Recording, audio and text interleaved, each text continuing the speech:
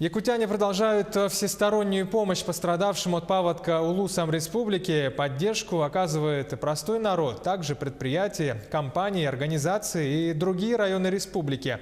Не останется в стороне и Нерюнгринский район. Екатерина Павлова подробнее. Нерюнгринский район окажет помощь пострадавшим от паводка улусам. По всем СМИ и социальным сетям был разослан призыв главы района о помощи и банковские реквизиты для перечисления средств на оказание материальной помощи гражданам, пострадавшим от паводка. Мы бы не хотели оставаться в стороне, окажем всевозможную помощь пострадавшим от наводнения. Конечно, мы очень переживаем за людей, пострадавших при наводнении.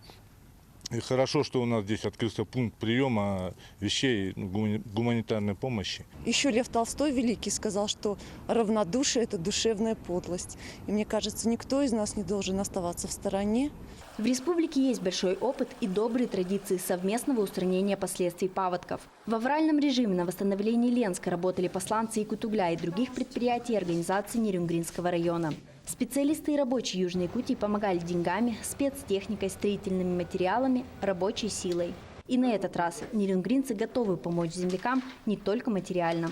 В здании спортивного комплекса «Горняк» создан пункт сбора гуманитарной помощи, куда люди везут вещи, одежду, предметы быта, продукты. Кто чем может помочь. Уже первые активные люди нашего района у нас побывали, принесли необходимые вещи.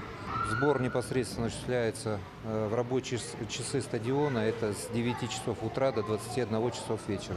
Хотелось бы пожелать, чтобы люди приносили упакованные вещи, ну и, соответственно, была какая-то опись предметов. Это поможет не только нам в приеме, но и самим жителям, которые пострадали от паводка.